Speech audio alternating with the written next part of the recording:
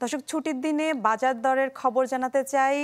ব্রাহ্মণবাড়িয়া ও চাঁদপুর থেকে যুক্ত হচ্ছেন আমাদের সহকর্মীরা। শুরুতেই চলে যেতে চাই ব্রাহ্মণবাড়িয়া, সেখান থেকে চালের বাজারের খবর জানাচ্ছেন সহকর্মী প্রকাশ দাস।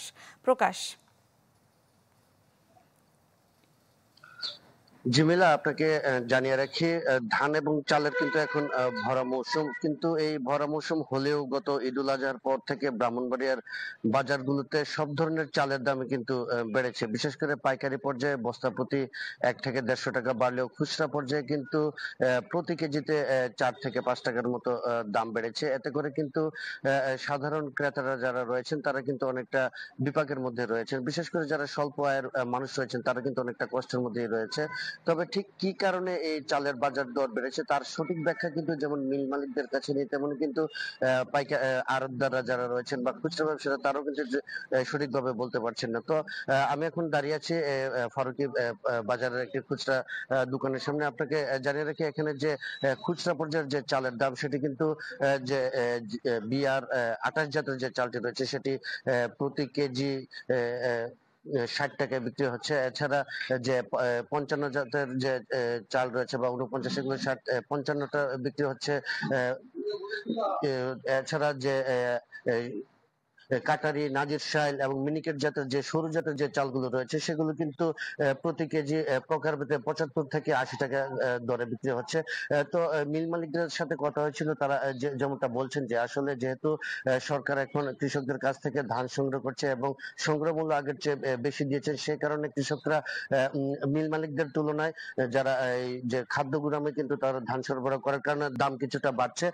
তবে এই আপনাকে জানিয়ে রাখি, গতকাল কিন্তু ভোক্তা অধিকার সংরক্ষণ অধিদপ্তরের পক্ষ থেকে অভিযান চালানো হয়েছিল। সেখানে আড়তদারদের মজুদের বিপরীতে সঠিক কাগজপত্র না থাকার কারণে দুটি প্রতিষ্ঠানকে 50,000 টাকা জরিমানাও করা হয়েছে। তো সংশ্লিষ্ট দপ্তরগুলো জানিয়েছেন যে জনস্বার্থে তাদের যে অভিযান সেটি অব্যাহত থাকবে। মিলা। প্রকাশ, ধন্যবাদ আপনাকে। দর্শক, এবার ইলিশের বাজারের খবর জানাতে চাঁদপুর থেকে যুক্ত হচ্ছেন সহকর্মী আল ইমরান শোভন। শোভন, বাজারে ইলিশের সরবরাহ দরদাম কেমন দেখছেন জানাবেন। ইলিশের জেলাকে তো চাঁদপুরে এখন ইলিশের বেশ সংকট দেখা দিয়েছে। ইলিশ বলতে গেলে এখন সাধারণ মানুষের একটা ক্রয় ক্ষমতা নাগালের মধ্যে বাইরে রয়েছে। আমি এই মুহূর্তে রয়েছি চাঁদপুর জেলা শহরের অন্যতম বৃহৎ যে মাছের বাজার রয়েছে, যেটি শহরের বড় স্টেশন এলাকায় অবস্থিত। আপনি দেখতে পাচ্ছেন বাজারে ক্রেতা বিক্রেতার একবারে আনাগোনা খুবই কম। ব্যবসায়ীরা বলছেন বিগত সময় এখানে তারা এই শুরুতে যে ব্যস্ত সময় কাটিয়েছিলেন এবারে চিত্র সম্পূর্ণ ভিন্ন। তারা বলছেন মাছের সরবরাহ কম থাকার কারণেই মূলত তারা এখন অলস সময় কাটাচ্ছেন। আর ক্রেতারা যেটি বলছেন, মাছের আমদানি কম হওয়ার কারণে ইলিশের দাম এখন বলতে গেলে অনেক বেশি এখন তাদের কিনতে হচ্ছে, যা তাদের ক্রয় ক্ষমতার বাইরে। তো আমি এই ব্যাপারে ব্যবসায়ীদের সাথে কথা বলেছি, তারা যেটি জানিয়েছেন বর্তমানে চাঁদপুরে 1 কেজি পরিমাপের যে ইলিশ সেটি বিক্রি হচ্ছে 2500 থেকে 2600 টাকা দরে। এছাড়া 1 কেজি উপরে যেটি 1200 গ্রাম বা 1300 গ্রামের ওজন ইলিশ রয়েছে সেটি বিক্রি হচ্ছে 3000 থেকে 3200 টাকা দরে। এছাড়া 800 থেকে 900 গ্রাম ওজনের যে ইলিশটি রয়েছে সেটি বিক্রি হচ্ছে 2200 থেকে 2300 টাকা দরে।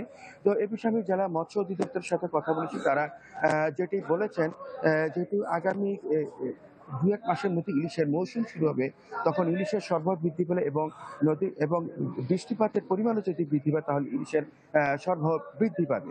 তো আপনাকে আরেকটি বিষয় জানিয়ে রাখি, ইলিশের সরবরাহ বৃদ্ধির লক্ষ্যে জেলা প্রশাসন, জেলা মৎস্য বিভাগ কাজ করে যাচ্ছে এবং ইলিশ যাতে সাধারণ মানুষের ক্রয় ক্ষমতা নাগালের মধ্যে থাকে সে কারণে ইলিশের দাম নির্ধারণের লক্ষ্যে চাঁদপুর জেলা প্রশাসনের পক্ষ থেকে মন্ত্রণালয়ে একটি প্রস্তাবনা পাঠিয়েছে। তো এই ছিল চাঁদপুর থেকে ইলিশ নিয়ে সর্বশেষ খবর।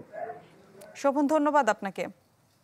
দর্শক, ব্রাহ্মণবাড়িয়া চাঁদপুর থেকে যুক্ত হয়ে বাজার দরের খবরাখবর জানাচ্ছিলেন আমাদের সহকর্মীরা। বসুন্ধরা ডায়াপেন্ট এখন আরো উন্নত। এই hot air through top sheet দ্রুত শোষণ করে সোনামণিকে দেয় কোমল অনুভূতি।